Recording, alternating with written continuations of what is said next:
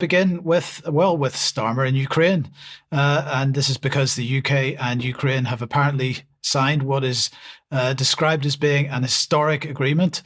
Well, historic incompetence, maybe, but Starmer didn't want to miss the opportunity for everybody to see him in front of something, emotive. So we've got a blown up car here, and he was plastering Twitter with these kinds of images yesterday.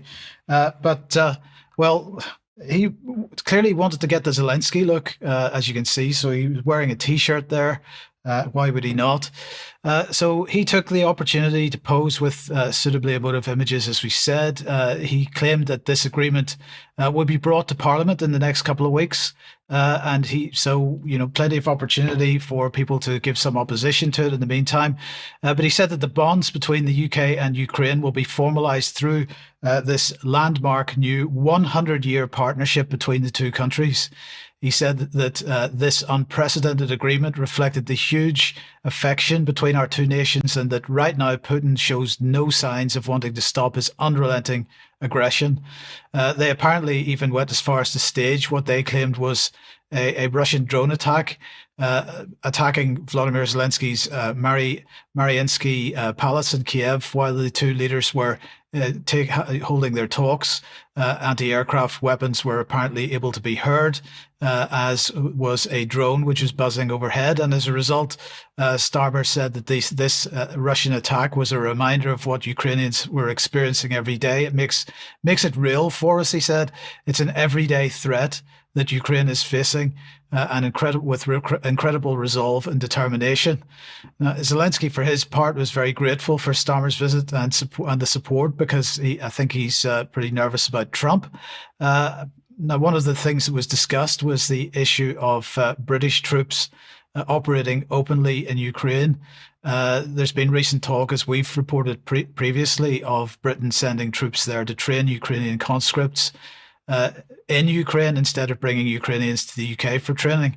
But Zelensky has previously begged the UK, France, and other EU countries to send troops in a peacekeeping role after the war. But when Starmer was asked about this by journalists yesterday, he gave one of his typical non-responses.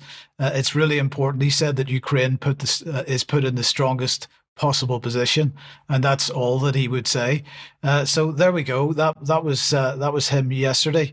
Now let's just have a look at what the Telegraph was saying about this with respect to boots on the ground, what British boots on the ground would look like in Ukraine.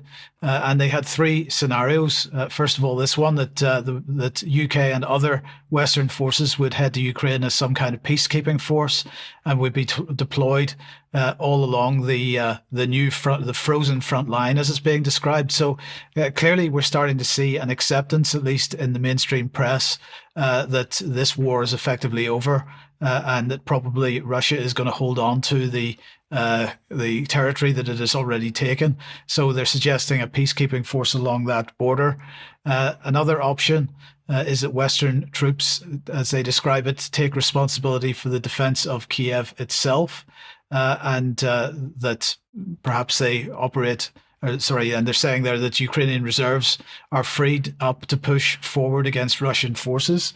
And the third scenario that the Telegraph is talking about here is training missions run by the UK, France, Germany, and other NATO countries inside Ukraine. And apparently those black dots there are the places where they might be based. I suspect they're just randomly placed in the west of Ukraine, as far away from the front line as possible.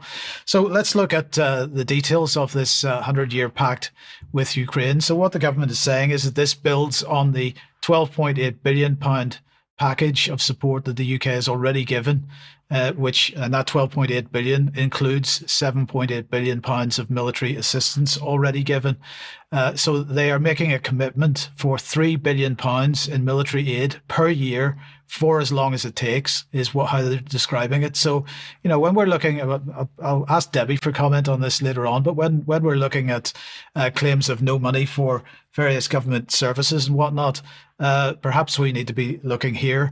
They said that they intend this agreement continues support for Ukraine's NATO membership. It's going to provide ongoing energy infrastructure support. And of course, Russia at the moment blowing Ukraine's energy infrastructure up as quickly as it possibly can.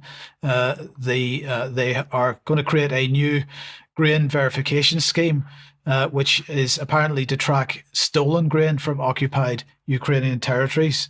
Because, as we know, the Ukrainian farming industry effectively taken over by major Western companies like BlackRock and so on. So the last thing we want is anybody in the so-called occupied territories to be growing their own grain and shipping it anywhere else. £40 million for a new economic recovery program, which they're calling Tiger. We'll have more details on that in coming news programs. Strengthening energy, climate and clean energy transition cooperation, because Agenda 2030 has got to be at the heart of everything that happens in Ukraine in the future, or whatever is left of Ukraine. And this was the bit that really had me in stitches. A new schools partnership, which they're describing as a first step in a long-term commitment to sharing best practice across both our education systems. Debbie, we can talk about the 30 billion or the £3 billion a year in a second, but I just wanted to see what you thought about that in the first place. I mean, is the British education system the kind of thing that Ukraine should be importing into their country? Good afternoon, everyone. Lovely to be here. And no, certainly not. And I can't see that this is in anybody's best interests. I mean, nothing personal. Ukraine, to the people of Ukraine, we are all under attack here. I cannot see that this is in your best interest at all. This is all about surveillance. This is all about data harvesting. This is all about getting your fingers into other people's business and talking about other people's business. Why, we've got our own business. We've got people dying in corridors and being left there, not even discovered. They're dead in NHS corridors. We are all under attack, killing me softly, I might say, but don't you think we should be de-escalating the problems in Ukraine, not escalating them? Sir Keir Starmer does not represent me.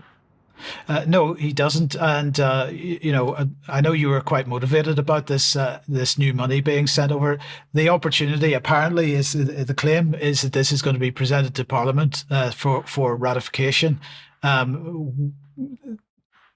appreciate that members of Parliament are utterly useless, and most people will be pretty cynical about whether it's possible to get them to vote against that, particularly when Starmer has a very strong majority. But I think we need to be making clear to the people in the House of Commons that this is unacceptable.